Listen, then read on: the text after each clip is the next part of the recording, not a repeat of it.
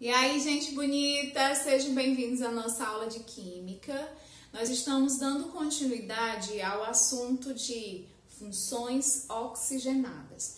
Nós já vimos álcoois, nós já vimos fenóis e hoje nós vamos ver éter.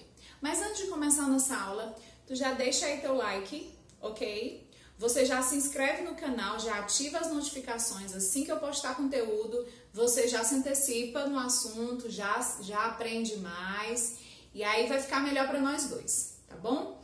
Então vamos lá. Éter. Quando falamos de éter, éteres, a gente lembra de uma palavra que nós já vimos no início das nossas aulas, de um heteroátomo. Quando eu tenho uma cadeia carbônica que possui um heteroátomo entre dois carbonos, eu tenho uma cadeia heterogênea.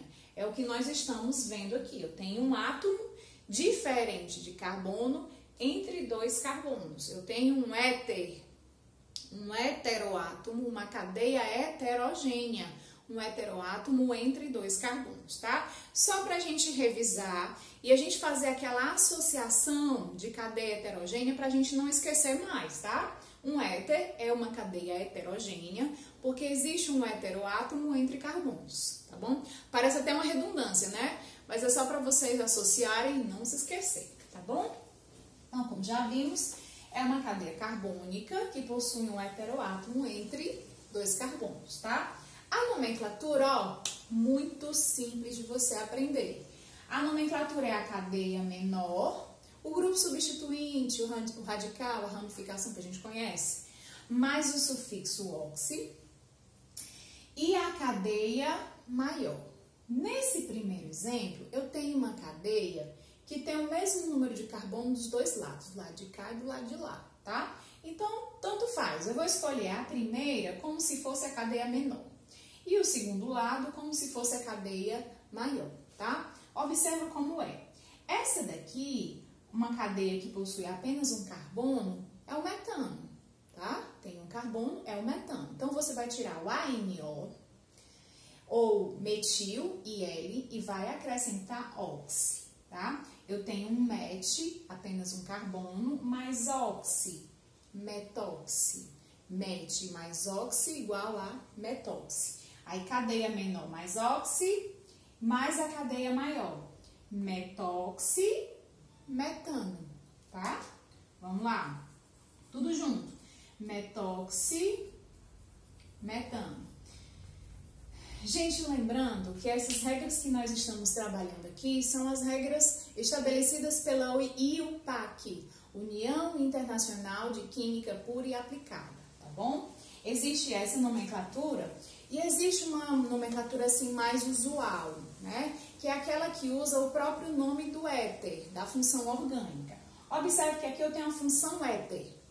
E dos dois lados eu tenho, de cada lado, um metil. Eu tenho dois metis. Então fica éter dimetílico, tá? Pode ser metóximetano. Observe a semelhança dos dois nomes. Parece diferente, mas se você prestar atenção, são uma coisa igual a outra, tá? Metoximetano. Cadeia menor mais oxi, cadeia maior normal, cadeia principal. E a outra é, eu tenho um heteroátomo entre dois carbonos, e eu tenho dois metis, éter dimetílico, tá? Bem simples. Dimetílico, tá bom? Nesse lado de cá, nesse segundo exemplo, eu tenho já, de um lado, uma cadeia menor e do outro lado eu tenho uma cadeia maior. Aí desse lado, desse jeitinho aqui, dá pra você usar esse exemplo, tá? Eu tenho met, cadeia menor, mais oxi, e eu tenho um etano, cadeia com dois carbonos. Fica metoxi, etano. Tá vendo como é simples? Metoxi, etano, tá? Vamos ver esse. Mesma coisa aqui, ó. Aqui eu tenho dois etanos, um de cada lado. Eu posso usar etoxi-etano, etoxi-etano, ou eu posso usar o éter dietílico, éter dietílico. Eu tenho um éter com 2 etis. E o final ílico. Éter dietílico. Tá? Muito simples. Etílico. E aqui eu tenho, ó, um metano e um benzeno. Como é que fica esse? Um metano e um benzeno fica metoxibenzeno, tá? Metoxibenzeno.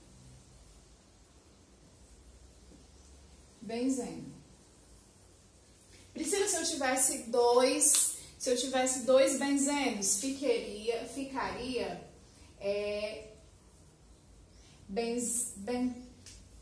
fenoxibenzeno. Fenol, fenil, né? Fenil, como se fosse cadeia substituinte, grupo substituinte, mais a cadeia principal. Fenoxibenzeno, tá bom? E aí eu tenho mais esse último exemplo aqui, que dos dois lados eu tenho 3 carbonos na cadeia principal, ó. Bem aqui eu tenho um parêntese com 2 CH2, aqui eu tenho 3, aqui eu tenho 3. Fica propoxi, prop, né? Prop de 3 carbonos, propoxi, acento agudo, propano. Ou aquele outro jeito que a gente aprendeu, que é o éter dipropílico. Éter dipropílico, tá? Sempre vai obedecer essa mesma regra. Cadeia menor, tá? E cadeia menor ele vai estar se referindo a um grupo substituinte, mais mais a cadeia maior. Sempre assim. Não tem dificuldade, você só acrescenta o oxi, tá bom? Características, gente. Os éteres, eles têm baixa polaridade. Todo éter tem um álcool correspondente, tá certo? Ou seja, de mesma fórmula molecular, tá? Sempre um éter tem um álcool semelhante, ok? Mas existe uma diferença na propriedade do álcool e do éter. O álcool, eu tenho um grupo hidroxila ligado a um carbono, tá? Esse grupo hidroxila, ela consegue interagir muito facilmente, formar forças intermoleculares com as moléculas de água, né? No caso do éter, eu tenho baixa polaridade nessa molécula, porque eu não tenho um átomo de hidrogênio ligado a esse oxigênio, tá? Então, aqui a questão da interação com outras moléculas vai cair muito em relação à função de álcool, tá? Do mesmo jeito que vai baixar a polaridade, essa ausência de um átomo de hidrogênio, vai baixar também ponto de fusão e ponto de ebulição, certo? Suas temperaturas de fusão e de ebulição vão ser bem menores do que a dos álcoois, tá? E aí a gente sabe que os álcoois são inflamáveis, altamente inflamáveis. Quanto maior o número de átomos de carbono, maior a ação inflamável, né? Mais inflamável, maior será a sua temperatura de ebulição. No caso dos éteres, o seu ponto de fusão e ebulição é bem mais baixos, bem menores em comparação com a dos álcoois, mas também seguem essa mesma ordem de vai aumentando o ponto de fusão e ebulição conforme aumenta o número de carbonos, tá? Dentre essas, se eu te perguntar qual delas tem maior temperatura de ebulição, aí eu vou logo para aquela que tem maior número de carbonos, tá? Eu posso ver essa daqui, ó. Eu tenho 1, 2, 3, 4, 5, 6, 7. Aqui eu tenho 7 carbonos. Desse lado eu tenho 3 desse lado e 3 do outro lado. Tenho 6 carbonos. Então, se eu for olhar, a que tem maior temperatura de ebulição vai ser essa. Por quê? Possui o maior número de carbonos do que as outras, tá bom? E qual dessa vai ser a menor? Essa daqui, que só tem 2 carbonos, tá? Gente, uma curiosidade sobre os éteres é que eles têm ação anestésica, tá? A primeira vez que um cirurgião dentista, e aí veio todos os outros médicos, cirurgiões começaram a usar, foi em 1846, tá? Ó, olha aqui no seu livro, na página 114, tem um breve histórico sobre esse éter, esse daqui, ó, o éter dietílico, tá? Esse aqui foi o primeiro anestésico usado na medicina, tá? Anestésico mesmo. Antes dele, era utilizado o óxido nitroso, o N2O. Ele é conhecido como gás hilariante.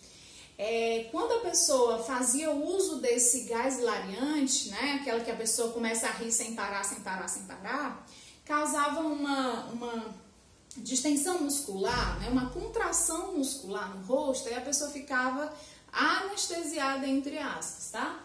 Mas o primeiro anestésico com função realmente de anestesiar o local, com anestesia local ou geral, foi o éter, né? O éter dietílico, o etoxietano, tá? Em 20 de maio de 1847 foi a primeira cirurgia aqui no Brasil utilizando o éter dietílico, tá bom?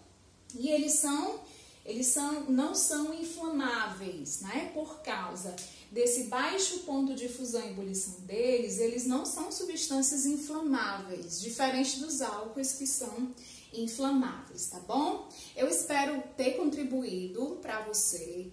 Leia o que tem no livro, faça as atividades, assista outros vídeos, tá bom? Se informe o máximo que você puder. Bons estudos e até a próxima aula. Tchau, gente!